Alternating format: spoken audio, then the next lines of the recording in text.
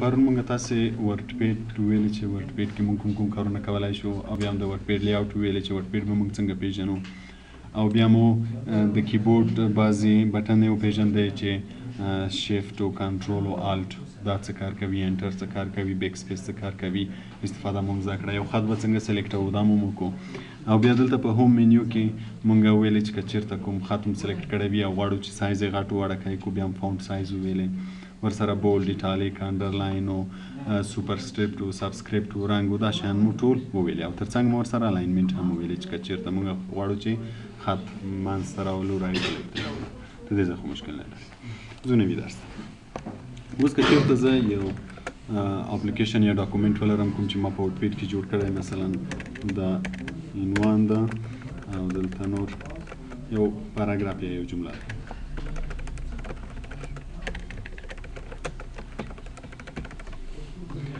زه دې کې تغییرات راولم نو انتخاب مې کړه. مونږ ویلې چې هره جمله کې تغییرات راولو باید هماغه انتخاب شي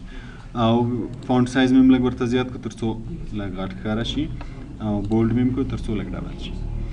دلته مونږ فونټ سټایل لرو، دغه ته فونټ سټایل یا فونټ فیملی ویل کېږي. که غواړې چې د دې خط ډیزاین تغییر شي، اوس ګوره سټایل یې دغسې ده ډیزاین یې، که غواړې چې تغییر شي کوم ډیزاین غواړې دا ګوره ټول ډیزاینونه دي، دلته چې سره هم لیکلي وي هماغه ډیزاین اخلي. اوس مثلا که زه دا کلیکم شاید ده ته چې دې الاینمنټ رایټ کړمه نو دې خواته به دا ښکاري، د ډیزاین به مونږ چینجوو. ګوره دا ټول سټایلونه دي، هر سټایل چې د انتخاب کړه هماغسې کېږي. دې ته فونټ سټایل یا فونټ فیملی وایي چې همیشه کله غوښتل چې د کومې جملې یا کوم پاراګراف ډیزاین ور بدل کړي نو هغه به اول سلیکټوي او بیا به راځي له ډیزاینه به فونټ چینجوي. پوه شوې په دې باندې؟ بیرته به دا لیفټ کم دلته به راشي. بیا هم پرون مونږ تاسې وویلې که چېرته غواړو چې سیو یې کړو، سیو کلیک کوو او کوم بیا بیرته راخلاصوو اوپن او نوې نیو که چېرته نوې صفحه راوسته. بل دلته مونږ سیواز لرو. سیواز څه کار کوي؟ که چېرته مونږ غواړو چې یو فایل په څو نومو سیو کړو، یو فایل په څو نومو سیو کړو، په هغه صورت کې مونږ له سیواز نه استفاده کوو. ولې یو فایل په څو نومو سیو کړو؟ مثلا زه دغه ځای کې یو فارم دی، رجسټریشن فارم د دې کورس لپاره چې تاسې داخله کړې ده، زه د هر یو رجسټریشن فارم جوړوم چې څه شی پکې لیکلی وي، مثلا نوم یې لیکلی وي، فادر نوم یې لیکلی وي او مثلا ډیټ آف برث، کوم معلومات چې پکار دي هغه پکې لیکلی وي. دلته په سر کې چې ده نوم یې لیکلی وي، دلته مثلا ما لیکلی ده شفیع الله، دا د شفیع الله رجسټریشن فارم شو. سیو مې کو د شفیع الله په نوم. اوس همدغسې فورم زه کوچي ته هم جوړوم، همدغه فورم ډیزاین هر څه همدا دي، صرف تغییرات پکې څه شی راولمه، نوم دلته دا د فلار نوم بر دا شیان یې تغییروم، نور شیان ټول مغه مواد دي، فقط بعضې تغییرات پکې راولم. نو که چېرته زه له سره بیا دا جوړوم از خو به ډېر وخت واخلي که نه، نو زه څه کوم صرف تغییرات پکې راولم. مثلا نوم ده چینجوم یې ده کوچي په نوم، دلته دا نور تغییرات هم راولم. نو اوس که زه دوباره ځم سیو کلیکوم، دا فایل مونږ په کوم نوم سیو کړی، دلته یې نوم دا موجود ده شفیع الله په نوم. که چېرته زه سیو بیا کلیک کوم دغه خط هم د دې شفیع الله په نوم سیو کېږي، هغه تغییرات له منځه ځي. نو زه وایم چې دا جدا سیو شي، شفیع الله جدا وي، دا جدا وي. نو مخکې له دې نه چې زه سیو کلیکم، سیو مې کلیک هم کو، خیر بیرته به یې انډو کم، بیا به انډو به یې کم، بیرته به یې سیو کم، منه سیو کلیک شو، دا به کوچی کم، دا ریسیو نه کلیکوم، سیواز کلیکوم. سیواز معنا په بل نوم یې راته سیو کړه، دغه تغییرات چې ما دوباره راوستلي دي دا په بل نوم راته سیو کړه. مثلا زه وایم چې دا د کوچي په نوم سیو کړه، سیو. اوس دلته نوم څه شی ولیکل شو؟ کوچی. که چېرته زه اوس راشم اوپن کلیکم او شفیع الله فایل خلاص کړم، شفیع الله دا که چېرته زه دا خلاص کړم دلته به څوک راځي؟ شفیع الله به راځي. او که چېرته زه اوپن ته لاړ شم او کوچی کلیک کړم دا اوس به څوک راځي؟ اوس به څوک راځي؟ کوچی. نو که چېرته مونږ غوښتل چې یو فایل په دوو په درو نومو سیو کړو، په کوم وخت کې که دغسې چې بعضې تغییرات مونږ راوستله نو بیا به مونږ سیواز کړو. پوه شوئ؟ دې ته سیواز وایي چې کله غواړئ یو فایل په څو نومو سیو کړئ، هغه په کوم صورت کې چې بعضې تغییرات مونږ غواړو چې راولو، په بل نام هغه تغییرات سیو کړو بیا به سیواز کړو. بل د مونږ سره پرنټ، که کله غواړئ چې پرنټ یې کړئ، مثلا ته رجسټریشن فارم یا یو اپلیکیشن یو عریضه جوړه کړه، زه غواړم چې دا پرنټ کړم، نو بیا به راځئ پرنټ به کلیک کوئ. پرنټ چې کلیک یې دلته مونږ سره یو پرنټ ده یو پرنټ پریویو ده. که چیرته غواړئ چې راسن له پرینټر ماشین نه همدا ورقه راووځي نو بیا موږ پرینټ کلیکو او که یو وارې وینئ چې مخکې له پرینټ نه څه رقم ښکاري نو بیا باید بیا پرینټ پریویو کلیک کړو. که چیرته اوس مثلا موږ پرینټ پریویو ونه لرو راسنه پرینټ کو او دا ورقه راووځي ته وایي چې د دې خط سایز خو ډېر غټ راغلی ده او یا مثلا د فاصلې ډېرې زیاتې دي فاصلې مې باید کمې کړې وای دا خط مې لږ وړ کړی وای نو هلته خو د تیار یوه ورقه پرینټ کړی نو بیا تغیرات راولئ بیا یې پرینټ وایي که د بیا خوښ نه و بیا دغسې به د څونه ورقې ضایع شي که نه د پرینټر رنګ ورقې نو په دې په خاطر چې موږ معلوم شي راته چې څه رقم پرینټ کې راځي موږ باید اول پرینټ ریویو وګورو همیشه چې یو فایل جوړ کړو مخکې له دې نه چې پرینټ یې کوي یو پرینټ ریویو ګورئ پرینټ ریویو کې ګوره تاته مکمل ښیي چې دونه فاصله به له دې ځای نه ولري دونه فاصله له دې ځای نه ولري دومره به خالي وي او سایز به وینې دا به غټ وي دا به واړه وي او که غواړئ چې وګورئ چې یعنې سایز به څومره وي نو موږ تاسې دلته 100% لرو پرون ما تاسو ته زوم کې وویلې که نه چې نارمل همیشه څو فیصده وي 100% نو 100% به هم کلیک کوو د 100% کې چې سایز څومره ښکاره شو د خط په همدغه اندازه پرینټېږي نو ګوره دومره فاصله به له دې ځای نه ولري دومره فاصله به له دې ځای نه ولري او دومره صفحه به خالي نو که اوس چېرې د قبولې چې همدغسې پرینټوم نو بیا موږ پرینټ کلیک کوو او که وایي چې نه تغیرات راولم مثلا فاونټ سایز یا کموم یا زیاتوم نو بیا کلوز پرینټ پریویو کله چې د کلوز پرینټ ریویو کا بیرته صفحه عادي حالت ته راځي اوس مثلا که زه تغیرات راولم دا صفحه لږ بولډ کوم او دا هم ورسره لږ راټوم اوس وایم چې څه رقم به ښکاري بیا به یې وارې لاړ شم پرینټ ریویو به وګورم دلته به یې 100% هم کم تر څو پوره راته ښکاره شي نو هر وخت چې مطمئنه شوې چې هر څه مې برابر زما په زړه دي که نه اوس غواړم چې پرینټ یې کړمه نو بیا پرینټ کلیک یا دلته پرینټ کلیک یا دلته هم موږ سره ګوره پرینټ شته پرینټ کلیک کله چې پرینټ کلیک یې دغه پرینټ باکس یا پرینټ ډایلاګ باکس راځي په دې کې دلته وایي سلیکټ پرینټر له کوم پرینټر نه یې پرینټوي که چېرته ستا کمپیوټر سره همزمانه 2-3 پرینټره وصل وه مثلا رنګه پرینټر جدا وي ساده پرینټر جدا وي که نه له کوم پرینټر نه غواړي چې پرینټ ووځي نو له هر پرینټر نه چې غواړي پرینټ ووځي دلته باید د پرینټر نوم انتخاب کړي کله چې موږ ستاسې کمپیوټر سره پرینټرونه وصل وي نو پرینټرونه باید انسټال شي که چېرته انسټال نه وي باید انسټال شي بدون له دې چې لاین یې وصل شي باید انسټال هم شي یو ډرایور پرینټر ډرایور ورته وایي هغه باید انسټال وي تر څو ستا د کمپیوټر او د پرینټر ترمنځ رابطه وي چې دلته پرینټ ورکړي او هغه پرینټر یې وباسي نو بیا دغه ځای کې نوم یې خپله راځي اوس زما کمپیوټر کې ګوره څو پرینټره انسټال دي دا پرینټر انسټال ده دا انسټال ده نو که زه هر مثلا زه دلته غواړم له دغه پرینټر نه پرینټ وباسم نو باید زه دا پرینټر انتخاب کړم که چېرې له دې باسم دا هغه پرینټرونه دي چې زما کمپیوټر سره وصل دي نو هر دلته د پرینټر ماډل نوم دلته لیکلی وي په مخ باندې هم د پرینټر په مخ به هم هغه نوم لیکلی وي اوس مثلا HP لیزر جیټ 8 هغه موږ سره دفتر کې چې پرینټر ده د هغه په مخ کې ورې همدغه نوم لیکلی ده نو که کله غواړې چې له هغه نه پرینټ ووځي ته باید دا یې وکړي او که مثلا له دې نه خو له دې ځای نه به ته پرینټر چې کوم یو نه غواړې پرینټ ووځي هغه به انتخاب کړي نو بیا به پرینټ له هغه ځای نه وځي دلته پیج رینج راځي پیج رینج معنا چې څومره پیجونه غواړي چې پرینټ کړي اوس دلته فعلا آل معنا ټول راته پرینټ کا څنګه ټول اوس ګوره دلته فعلا څو صفحې لرم دلته زه یوه صفحه لرم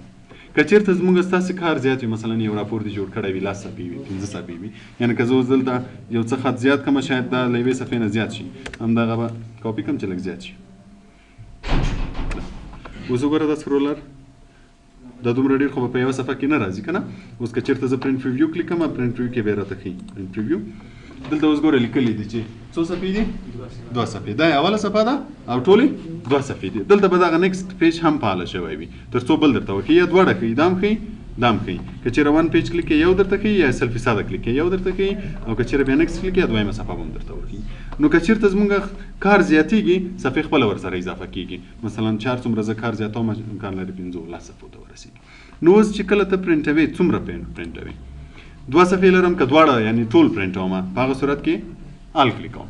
یعنې ټول راته پرینټ کا او که چېرې شماره ورکوم مثلا زه وایم چې نه صرف دویمه صفحه دې پرینټ شي نو بیا به دغه پیجز دغه یو به کلیک کړې چې تر څو دا ټیک مارک شي او دلته به عدد ورکړې زه وایم چې څومره صفحه دې پرینټ شي دویمه اوس که زه اوکې کړم صرف دویمه صفحه یا مثلا دلته یو ولیکم څومره صفحه پرینټېږي اوله مثلا که 10 صفحې ولرم او وایم چې 10مه صفحه دې پرینټ شي نو بیا 10 لیکم 10مه صفحه راته پرینټېږي که چېرته رینج ورکوم مثلا زه وایم چې له 5مې نه شروع تر 10مې دې راته پرینټ شي 10 صفحې لرم خو زه وایم چې له 5مې نه شروع شي تر 10مې پورې نو بیا ګوره 5 به ولیکې او ډاش به ورکې دا د منفي غوندې علامه چې ده دې ته ډاش وایي دا به ورکې اوس لیکم 10 څه معنا چې له 5مې نه شروع تر لسمې پورې. نو اوس هغه اول نه تر 15 پرېږدي، له 15 نه شروع کوي تر لسمې پورې پرنټوي. او که چېرته زه کاما ورکم د ډاش په ځای کاما ورکم، د دې دا مطلب چې 15 راته پرنټ کا او لسمه راته پرنټ کا. او ډاش چې ورکوي د دې مطلب دا چې له 15 نه شروع شي، شپږم، اووم، اتمه، نهمه، لسمه. او د کامې مطلب دا چې 15 او لسمه. که چېرته زه دواړه ورکم هم کېږي. مثلا زه داسې ورکم چې له اولې صفحې نه ته 15 راته پرنټ کا کاما لس. څه معنا؟ له اولې صفحې نه تر 15 راته پرنټ کا او لسمه صفحه راته پرنټ کا. نو دلته په پیجز کې چې هره صفحه ستا خوښوي تعداد ورکوي، هماغه صفحې ته پرنټوي. او که دې ویلې چې نه ټولې پرنټ شي، بیا آل پیجز کلیکوي، بیا نو له دې اولې صفحې نه را شروع کېږي چې هر څو صفحې وي ټولې درته پرنټوي. دلته نمبر اف کاپیز، څو کاپیانې درته پرنټ کړي. مثلا تاسو یو شی غواړئ چې فوټ کاپي یې کوي که نه، نو هغه درته وایي چې څو کاپیانې درته درکړم. نو دلته همدغه کافي ده چې څو کاپیانې غواړئ. اوس مثلا ما دا یو عریضه یا اپلیکیشن جوړ کړی، څو صفحې ده؟ 2 صفحې، خو زه د دې 2 کاپیانې غواړم. مثلا یو د ده ته ورکوم، یو تا ته درکوم، یو ده ته درکوم. نو بیا بلته کافي کې شماره ورکوي چې مثلا څو کاپیانې راشي، 2 کاپي راشي، 3 کاپي، هر څو چې دې ورته ولیکل همغومره کاپیانې درته باسي. فقط بیا به پرنټ کلیک کوي چې دلته د کوم پرنټر انتخاب کړی وي، له هغه نه راسم پرنټ شروع کېږي. پوه شوئ په دې باندې؟ دې ته پرنټ وایي. نو مخکې له دې نه چې تاسې پرنټ کوئ، اول باید پرنټ پریویو وګورئ. پرنټ پریویو کې چې درته ښکاره شي چې مثلا دلته څومره فاصله ده، هر څه درته ښکاره شي. 100% کې وګورئ چې خط سایز درته معلوم شي. دلته نیکسټ پیج نورې صفحې وګورئ، پریویس بیرته اوله صفحه درته ښیي. نو چې کله مطمئنه شوئ چې هر څه جوړ دي، له هغه نه وروسته پرنټ. بیا که چېرته ما فاصلې کمولې، مثلا دغه فاصله چې ده ګوره لږ زیاته ده، مثلا دا فاصله زه غواړم چې دا فاصلې لږ کم او زیاتې کړم. خط زیات وي ته وایي چې باید لږ ډېر ځای شي که نه، نو دلته د باره دومره فاصله ورکړې، دلته دومره فاصله ورکړې. که غواړئ چې دغه فاصلې کم او زیاتې کړي، په هغه صورت کې بیا پیج سیټ اپ انتخابوئ. پیج ورقې ته وایي او سیټ اپ جوړولو ته یې وایي، سیټینګ ته، سیټ اپ ته وایي. نو بیا به دا کلیک کوئ. کله چې دا کلیک کړه، په دې ځای کې اول سایز ده چې له کومې ورقې نه ته غواړئ استفاده وکړې. دا د پرنټر ورقې چې دي دا په مختلفو نومو دي. چې زیات خلک چې استعمالوي کومې صفحې استعمالوي؟ A4. دا پرنټرو کې چې زیات خلک استعمالوي A4 صفحې استعمالوي. د دو سایز کې فرق وي، بعضې لږ غټې دي، بعضې لږ وړې دي، بعضې لږ بارې زیات ده. نو تا سره چې هرې صفحې هرې ورقې په پرنټر کې وي، نو ته باید له دې ځای نه نوم انتخاب کړې. بیا چې د څه رقم پرنټ پریویو درته کړی، هماغسې درته پرنټوي. که چېرته زما دلته سایز یو شی وي او ورقې مې په پرنټر کې بل شی کې وي، بیا چې دلته څه رقم درته ښیي، هغه خو یې نشي درته پرنټولی. مثلا ما دلته انتخاب کړی چې A4 دی وي، A4 دغه د پرنټر ورقې، او ما پکې وړکۍ دومره واده ښیي. نو بیا چې دلته څه رقم درته ښولی، هغه خو یې نه درته پرنټوي که نه. نو دلته چې دا پرنټ پریویو درته ښیي، د دغه سایز په اندازه یې درته ښیي چې دلته کوم شی تا انتخاب کړی ده، نو که په هغه ورقې پرنټ کړې، بیا به دغسې درته راځي. نو دلته سایز ډیر مهم ده. کله چې تاسو پرنټر کې ورقې ږدئ، نو د ورقې اندازه باید تاسو ته معلومه وي. په د پرنټر په کورو باندې لیکلي وي چې دا A4 دی، دا لیټر دی، دا لیګل دی. خو زیات خلک استعمالوي A4 استعمالوي. نو دلته تاسو به اول بیا سایز انتخابوئ چې زما ورقې په پرنټر کې دغه یو دی، نو دی به سیټینګ دمغه په اندازې درته کوي. بل په دې ځای کې اورینټیشن. اورینټیشن څه ته وایي؟ د زموږ صفحه چې ده اوس ګوره په اوږدو ده، داسې په اوږدو راغلی. که کله غواړئ چې په بره باندې راشي، بعضې چپټرونه او شیان په بره باندې وي که نه، نو بیا کولی شئ چې په پیج سیټ اپ کې دلته لینډسکیپ انتخاب کړئ. ګوره د باره پریویو درته ښیي. که چېرې پورټریټ وي داسې اوږده راځي، او که چېرې لینډسکیپ وي بیا په بره باندې راځي. اوس که زه دا اوکې کړم، ګوره دا صفحه داسې په بره ښیي. د دې ځای نه 1 پیج هم کو پوره په ښکاره شي، وینې په بره. او که چېرته پیج سیټ اپ ته بیرته راشم او پورټریټ یې کړم، بیرته به پورټریټ شي. بل د مارجنز. مارجنز بیا څه ته ویل کېږي؟ دغه فاصلو ته مارجنز ویل کېږي. د دې ځای نه ته دې ځای، له دې ځای نه دې ځای. دغه ته ټاپ مارجن وایي، دې ته لیفټ مارجن وایي، دې ته رایټ، او لاندې ته بوټم. څو طرفه مارجنز لرو؟ 4. یو د دې ده لیفټ، دا طرف رایټ، ټاپ او بوټم. که چېرته اوس ګوره زموږ خط د دې څنګ ته لږ نور هم وي، دلته به یو څه خط ور اضافه کړو چې 2یم 3یم لاین ته لاړ شي. دا ګوره له دې ځای نه شروع ده تر دې ځای، نور دلته فاصله ده، دلته فاصله ده، دلته فاصله ده. نو کوم دا فاصلې کم او زیاتې ولې، له دې ځای نه هم راسم پیج سیټ اپ راوستی شو، او په پرنټ پریویو کې هم پیج سیټ اپ راوستی شو، له دې ځای نه به یې راولو. دلته ګوره مارجنز په چیش باندې دی واحد دی، انچز باندې واحد دی، انچ ده. له لیفټ نه څو انچه ده؟ 1 انچ. له ټاپ نه 1 انچ. له رایټ نه 1 انچ. له بوټم نه 1 انچ. مثلا زه وایم چې نه ټاپ دی بیخي له سر نه شروع شي، نو زه به ورته له ټاپ نه وایم چې څو نه دی شي؟ 0. اوس چې کله زه دا اوکې کړم، دا خط به چېرته راشي؟ 0 ته. اوس که په پرنټ پریویو کې وګورو، پیج سیټ اپ سایز به A4 کو ښه دا بل به یې چینج کو لیفټ نه به یې 0 کو اوکې ګوره خط کوم ځای نه راغی بالکل له سر نه شروع کېږي کم یو څه فاصله بیرته ورکوي ګوره لږ لږ فاصله بیرته ورکوي مثلا که زیاتوم له سر نه وایم چې 2 انچه ګوره څو په اندازه راکته شو د 2 انچه په اندازه نو دلته مارجنز دي چې له څلور طرف نه د هر څومره فاصله غوښتل همغومره فاصله ورکوئ خو یو شی نو په ذهن کې اوسه چې کله تاسو یو راپور جوړوئ یا یو داسې شی جوړوئ چې هغه د سټیپلر ته یا ګنډلو ته ضرورت لري که نه بیا فاصله ورته په نظر کې نیسئ چې بیا داسې نه چې پرنټ یې کوئ او کله سټیپلر کوئ او خلاصوئ خط په منځ کې بند پاتې وي نو همیشه چې مې یو راپور یا داسې شی جوړوئ چې هغه باینډینګ ته ضرورت ولري چې یا باید سټیپلر کې یا باید وګنډې نو بیا فاصله ورته خامخا په نظر کې نیسئ که چیرې له دې طرفه ګنډه له لیفټ نه له لیفټ نه یو څه فاصله ورته پرېږدئ او کوم چیرې له رایټ نه ګنډه بیا له رایټ نه اوس مثلا انګلیسي چپټر وي له دې خوا یې ګنډې دري چپټر وي له هغه خوا یې ګنډې که نه نو بیا فاصله حتما ورته په نظر کې نیسئ چې داسې نه شي چې پرنټ یې کوئ او بیا سټیپلر کوئ او ختم په منځ کې بند پاتې وي او یا که فاصله په نظر کې ونه نیسئ وروسته بیا فاصله چینجوئ بیا ورقو کې تغییر راځي اوس مثلا ما په 2 صفحو کې کار کړی یعنی اوس ټول څو صفحې ده 2 صفحې که چېرته زه د فاصلې زیاتې کړم مثلا زه ورته وایم چې د لیفټ نه د مارجنز 2 شي له ټاپ نه د هم 2 شي فاصله اوس ګوره دلته هم زیاته شوه دلته هم زیاته شوه بیا خو به د صفحو تعداد خامخا زیاتېږي اوس که زه وګورم د صفحو تعداد څو ته رسېدلی ده اوس هم 2 ده خو خیر که خط نور هم زیات شي یا فاصله نور هم زیاته شي کېدای شي چې زیات شي دا به زه 3 کړم اوس به خط څو صفحو ته تللی 3 صفحو ته ګوره پوه شوئ نو بیا په هغه صورت کې چې تاسو وروسته بیا فاصلې کم زیاته کوئ بیا د صفحو تعدادو د شیانو کې تغییر راځي نو ښه خبره دا ده چې مخکې له مخکې تاسې صفحې